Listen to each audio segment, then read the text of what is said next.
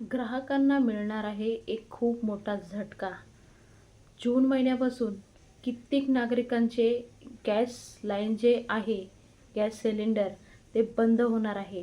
आता यामध्ये कोणत्या कोणत्या नागरिकांचा समावेश होत आहे आणि कशामुळे रद्द होत आहे ते सर्व माहिती सविस्तर आपण समजून घेऊया. त्या अगोदर मराठी या चॅनलला सबस्क्राईब करून ठेवा आणि जास्तच महत्त्वाचा व्हिडिओ आहे, जास्तीत जास्त पुढे शेअर करा. तर सर्व माहिती आपण समजून घेऊया. नमस्कार मित्रांनो, LPG ग्राहकांसाठी एक खूप मोठी बातमी समोर आलेली आहे. इंडियन गॅस आहे, भारत गॅस आहे, HP गॅस आहे, अशा मुख्य सरकारी तेल कंपनीचे LPG सिलेंडरच्या नियमामध्ये एक मोठा बदल झालेला आहे. नवीन नियम अनुसार सरकार आता नो ड्युअल गॅस कनेक्शन धारकांना अवलंबून करण्यात आलेले आहे. तसेच LPG कनेक्शन बंद केले जाऊ शकतात. काय होणार, त्याचा फायदा काय आहे आणि तोटा काय आहे ते सर्व माहिती आपण समजून घेऊया. तर काय आहे नो ड्युअल गॅस कनेक्शन? गेल्या काही वर्षापासून देशातले अनेक मोठे शहरामध्ये आणि सोसायटीमध्ये पाईपलाईनमधून नैसर्गिक गॅस PNG पुरवठा करण्यात येत आहे.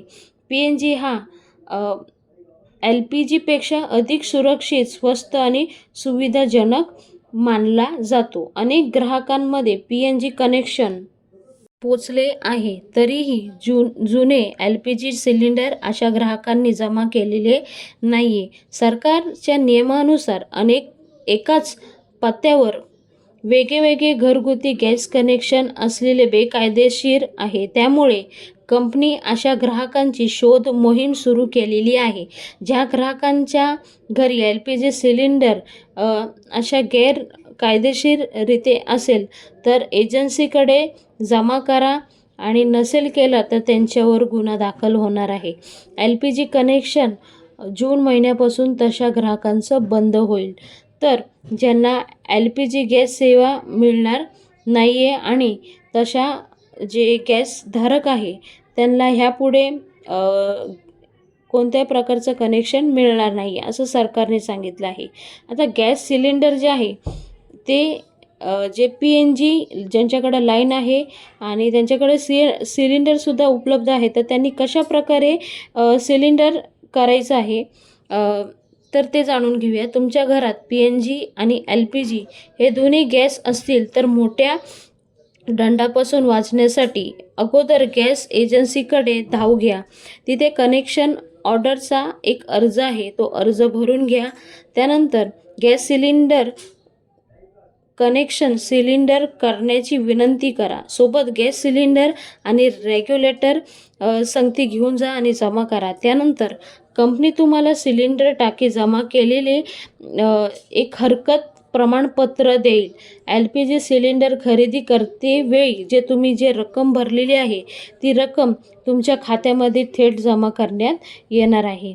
त्यानंतर तुम्ही PNG सेवेचे वापर करू शकतात. हे जे PNG हे आहे, पाईपलाईन गॅस आहे, ती सुरक्षा आहे. म्हणूनच जिथे PNG उपलब्ध आहे तर तुम्ही त्या PNGचा वापर करून घ्या आणि LPG गॅस सिलेंडर जे आहे त्याला सिलेंडर करून तुम्ही LPG गॅस सिलेंडरमधून साईडला व्हा, असं सरकारचं म्हणणे आहे. LPG गॅस सिलेंडरची किंमत पुन्हा वाढणार का, असा सुद्धा प्रश्न विचारला जात आहे सरकारला.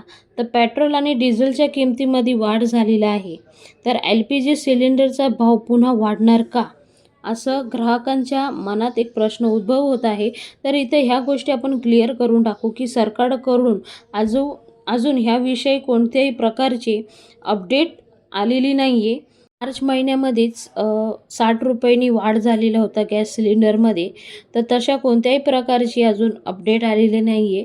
तर असे काही गॅस सिलेंडर वाढणार नाही असं सरकारकडून अजून अधिकृत काही माहिती मिळालेली नाही आहे. तर आपल्या भारतामध्ये गॅस सिलेंडरचा जो दर आहे तो 1000च्या आतच आहे.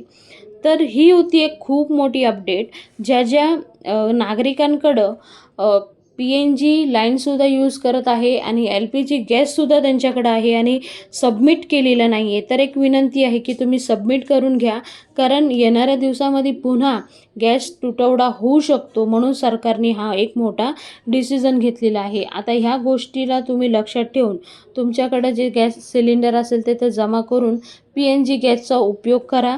ते सुरक्षित आहे आणि स्वस्त आहे.